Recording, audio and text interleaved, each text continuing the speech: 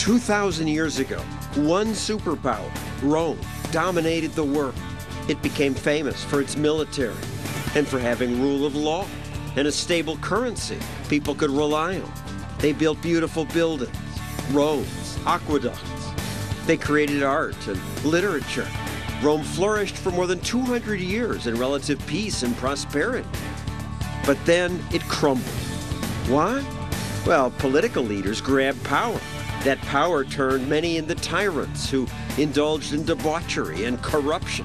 They raised taxes to pay for war and increased regulation. When the masses complained, they tried to please them with handouts. Sound familiar? Is this what's happening to America? Well, 1,000 of us have gathered here to debate that question. And that's our show tonight.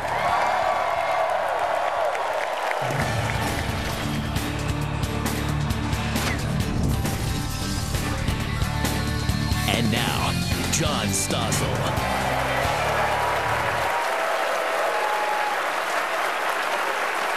Tonight, I'm in Las Vegas, Nevada for a special edition of our show. I'd like to say that all these people came here just for that, but they really came for Freedom Fest, the world's biggest gathering of free minds. This year's topic, are we becoming Rome? Now, free minds, that's a phrase we libertarians like to use to describe ourselves. This is basically a big conference of libertarians, and I think our minds are unusually free, right?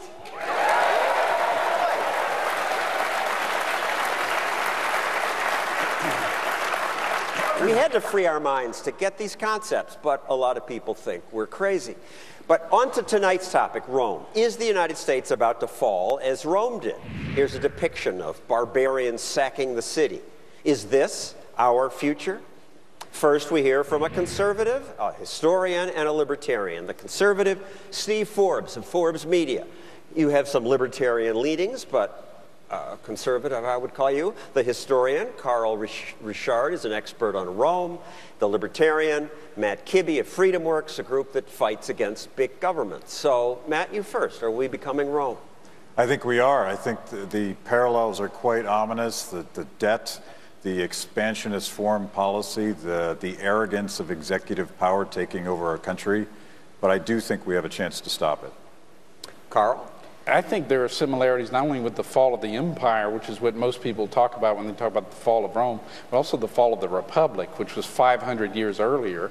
And there I see Romans engaging in unconstitutional acts, political leaders, and so on, and I see some of that. Unconstitutional acts like stuffing ballot boxes, corruption, what No, kinds? that did happen, the sort of under-the-table corruption, and that's bad, obviously, but it doesn't bother me as much as the overt things. For instance, Marius was elected consul 6 years in a row, even though under the Roman Constitution it was term limited to 1 year. And people just kept voting for him. They knew it was unconstitutional. So that kind of stuff. And now we have Congress passing laws they haven't read. Right, and we have presidents of both parties legislating by executive order, saying I'm not going to enforce certain laws because I don't like them. We have bureaucrats legislating through regulations.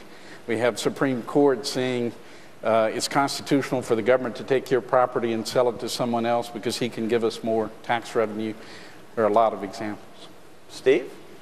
Well, yes, you can always find parallels, but the fact that we're meeting, I think, shows that the antidote is coming about. We, the people, have not gone the way, been totally corrupted the way the Romans were. We're not passive. We saw it with the Tea Parties, and despite IRS suppression, the Tea Party movement is coming back again. You're going to see it in 2014 and 2016.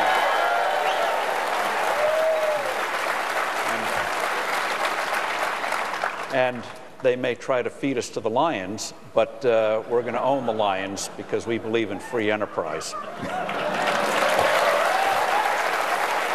That's a happy thought. I wish I were as optimistic as you, but I fear we will become Rome. And let me just poll the audience. Are you as optimistic as Steve? How many of you think we're going down the tubes, we're in deep trouble? Most. How many of you think we're going to turn it around? They can't both be true.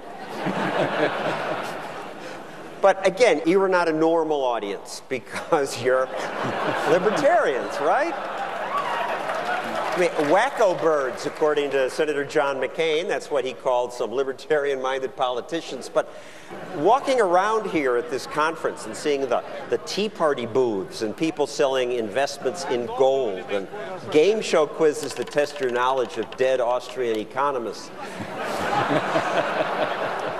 you have to kind of understand why we get our reputation as eccentric and wonkish and different. Is this unfair? Is this fair? No. Come on, isn't this group mostly men, mostly badly dressed men?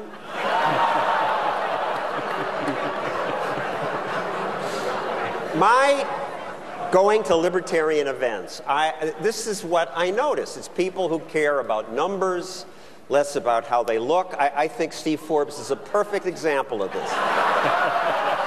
He's the epitome of the wonkish geek. Is this unfair? You're sounding like my opponents, and so I didn't expect that from you.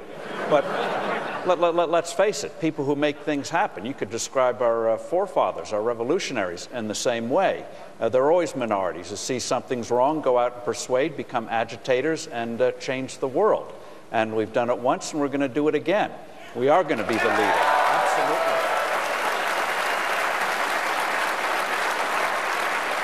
And you, of all people, should know, don't look at the superficial. Look at the substance. We've got the substance. That's why we're going to ultimately win. I admire, this is the optimism that makes America possible. Matt, what about my libertarian slur? I look at your sideburns, and I think people would say, this is not a normal guy. Definitely guilty as charged. But you go to 1,000 of these meetings. Are the people different? How? We're different because we have read books, and we do care about ideas.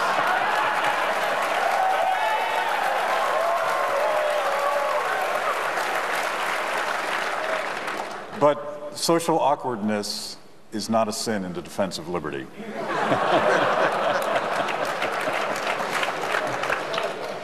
And any I mean, I'm socially awkward too. I overcome it because I have to, because I have a TV show. But ask my friends, or ask Imus, and he'll tell you I'm socially awkward. But what is it about many of people who like to analyze? I mean, Bill Clinton is the opposite. He felt your pain and then spent more money. Is it a personality type? Well, you know, economists would argue that everything we do when we fight for freedom, when we show up at rallies, when we care about the future of our country, economists would say that's irrational. But we happen to think it's the best thing to do because we care not only about our country, but our future and our kids' future. That's not normal in this country, and that's what we have to fix. But it's part of our culture. Entrepreneurs, they're always outliers, always trying to see things that others aren't seeing. I mean, Steve Jobs famously said, do you do marketing surveys? He said no, because people don't know what they want until we show them. That's a typical entrepreneur. Put it out there and see if they like it. And so oftentimes we fail, but that's where you try to learn from failure. That's what freedom's about. Take a chance, fail, learn, hope to do it better next time. If we accept the conventional wisdom, heck, we'd still be living in caves, you know. Well, we're going to try to show them tonight. Carl, do you have more historical perspective we should think about comparing America to Rome?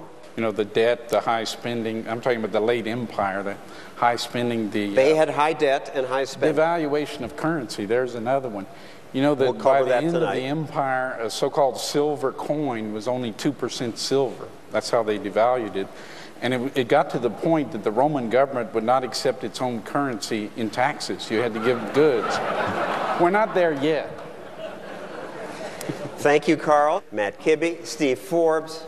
Coming up, gladiators devalued currency, a growing welfare state. Other ways, America is just too much like Rome.